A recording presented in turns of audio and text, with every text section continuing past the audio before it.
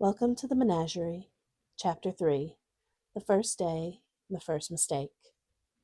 Morgan hadn't slept. She'd tried.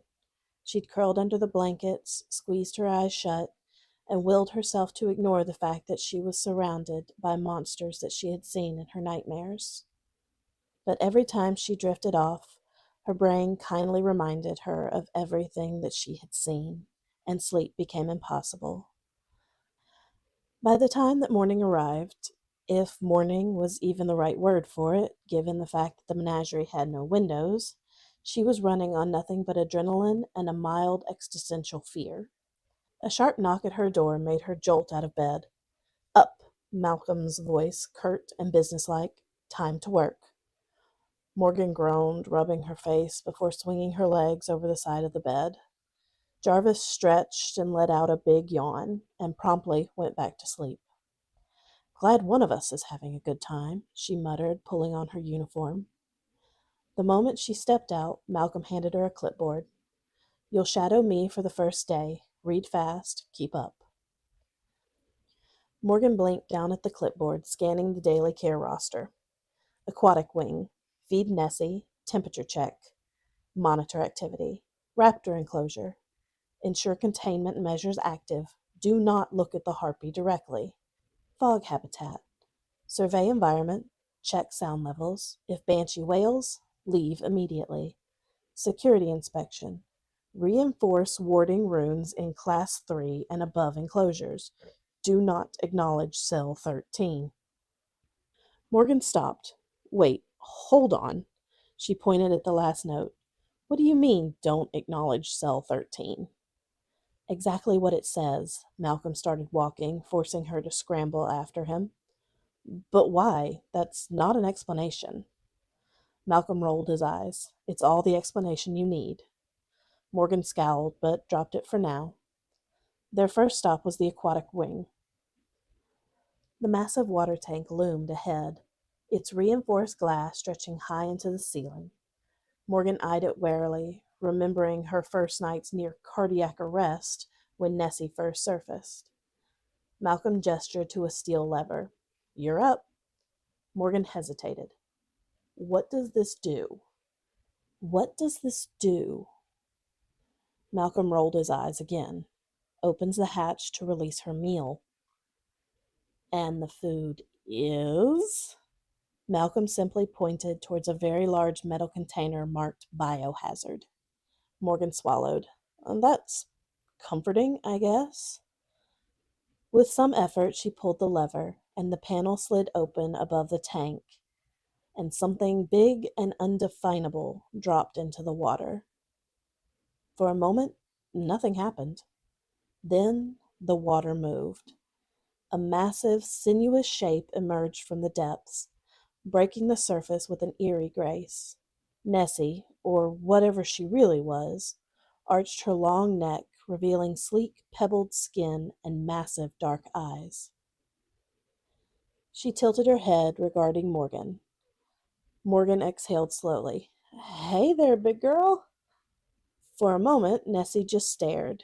Then, with an almost playful flick of her tail, she sent a wave of water crashing into the glass. Morgan yelped and stumbled back, soaked from the splash.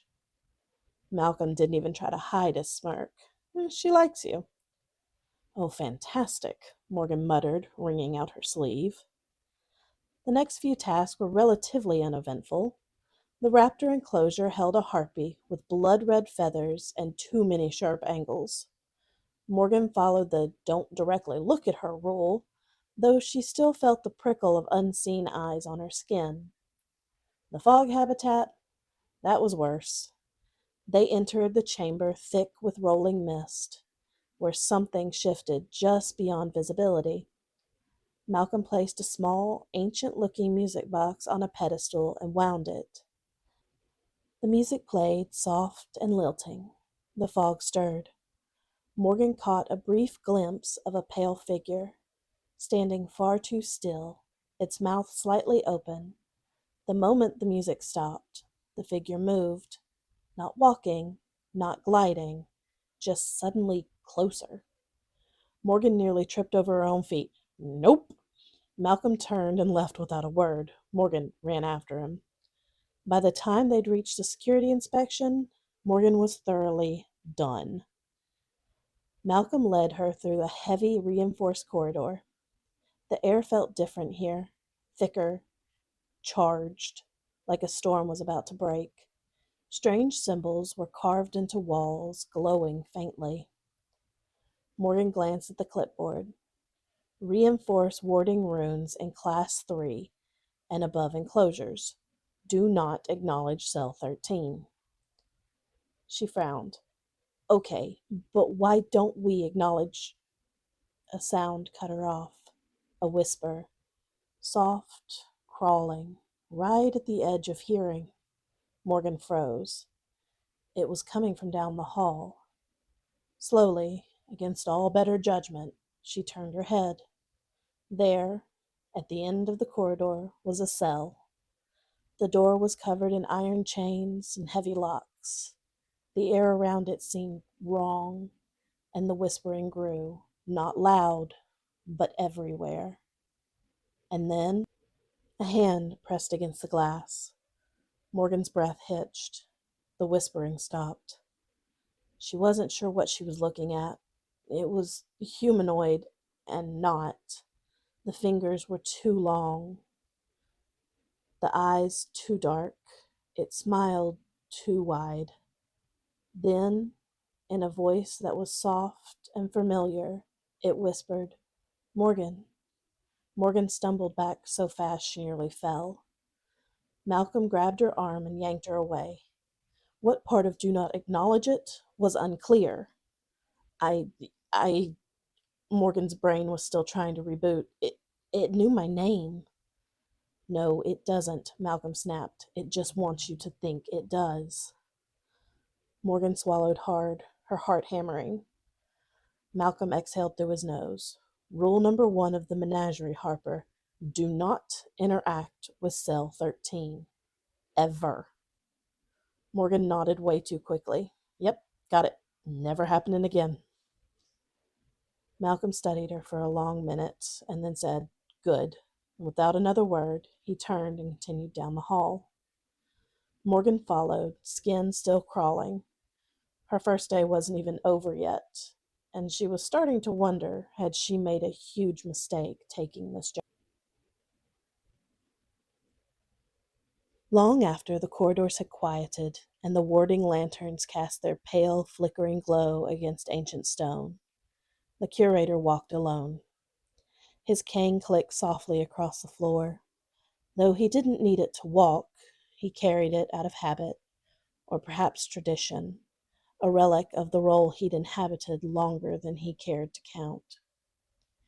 He moved without hesitation, past the sealed wings and dormant guardians, towards the lowest levels of the menagerie.